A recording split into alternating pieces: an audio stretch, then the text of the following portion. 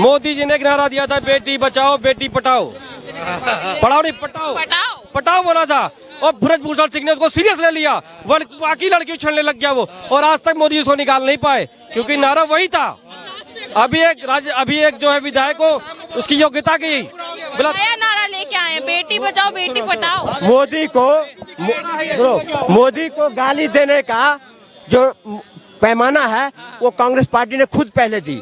अब इन लोगों से दिलवा रहा है, पर मोदी को फर्क पड़ने वाला नहीं है, फर्क पड़ने वाला नहीं है, क्योंकि राहुल गांधी जी ने खुद कहे थे कि संसद में ये डंडे मारेंगे, फिर भी मोदी ने कहा मैं आसन करूंगा और डंडे को सह लूंगा। तो इन लोगों को सिखा के भेजा है कि मोदी को गाली दो, पर मोदी को जितने ये लोग गाली देंगे उतने अधिक मतों से मोदी जीतेंगे, और अब की बार 400 पार। ठीक है, अब की बार 400 पार। और ये लोग कह रहे हैं कि ईवीएम हैकिंग। मैडम आप यहाँ खड़े होकर के आप बात कर रहे हो, ये मोदी जी के स्वतंत्र दिया हुआ स्वतंत्रता है जो मोदी जी को गाली दे रही है, नहीं तो पहले नहीं था।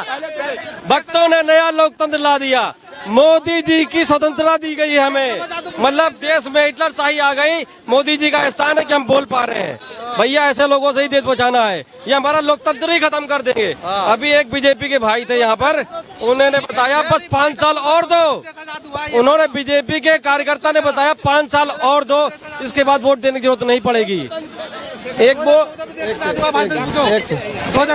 वो स्वतंत्रता थी जो 75 में इमरजेंसी लगाई गई, फिर दंगे देके 84 के, ओ एक सेकंड गुजरात के भी मैं बिल्कुल देखे, लेकिन सुनो एक सेकंड, जब सरकार कौन की थी? कांग्रेस की सरकार थी केंद्र गुजरात में नरे एक वही एक लाल था गुजरात का। सुनो एक सेकंड, आप सुनो एक सेकंड, एक देखो आप सुन लो, देखो अगर अरे भाई साहब सुनो एक सेकंड, देखो सब एक सेकंड, एक सुनो, अगर कांग्रेस परिवार को, गांधी परिवार को, किसी व्यक्ति को अगर उठाने का हाथ रहा तो वो है गुजरात के एक लाल थे, कौन?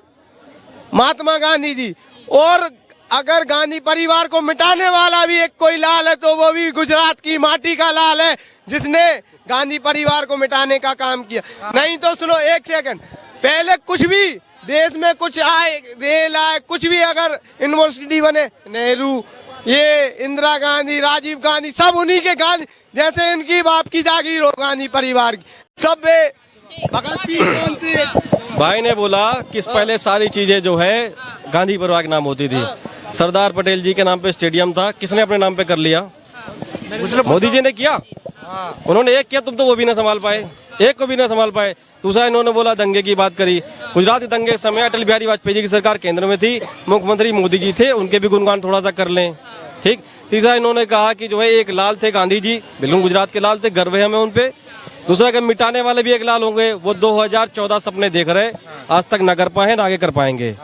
हरियाणा की जनता, हिमाचल की जनता ने कांग्रेस को लाया, ये मोदी जी थे, चुनाव लड़ने गए थे, हार गए।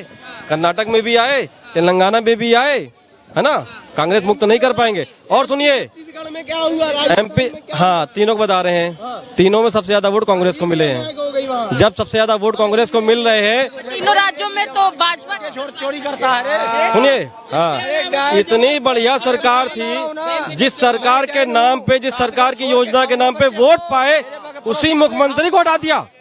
क्यों हटा दिया? उसी के नाम पे वोट लिया, उसी बेचारे को साइड कर दिया। कैसे?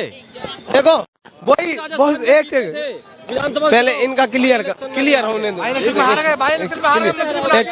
देखो जब हिमाचल में इनकी सरकार बन जाती है, कर्नाटक में बन जाती है, तेलंगाना में भी बन जाती है, और वहाँ अखिलेश यादव की धर्मपत्नी सांसद भी बन जाती है, और दिल्ली में केजरीवाल भी आ जाता, तभी भी हैक नहीं होती।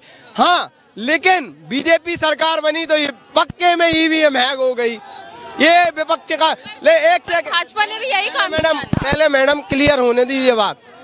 अगर भाई आप विफलता मिली है, आप उसको स्वीकार करो, उस पे गणना करो कि हमारी कमियां क्या है, त्रुटियां क्या है, उस पे मंथन नहीं करेंगे।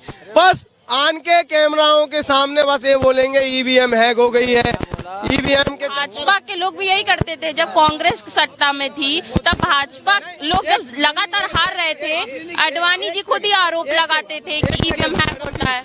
अभी भी सुनो, अगर तेलंगाना हारी है सरकार तो वहाँ बीजेपी के प्रवक्ता जो कैमरा पे आते हैं उनने स्वीकार किया हम हारे हैं।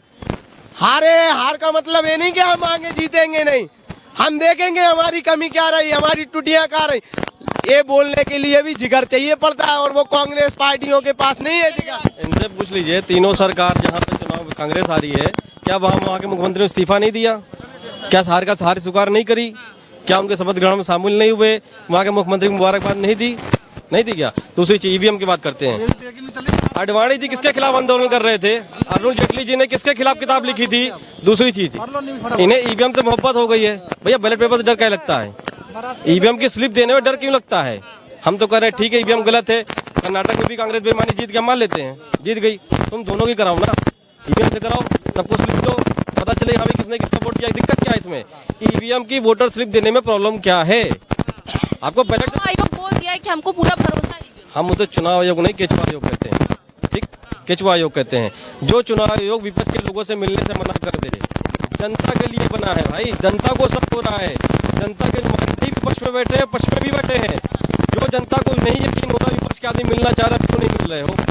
जब कोई आदमी जो है गलत काम करता है, गलत भाषण देता है, उस पर कोई कार्रवाई नहीं होती, नोटिस इश्यू करके काम मामला खत्म।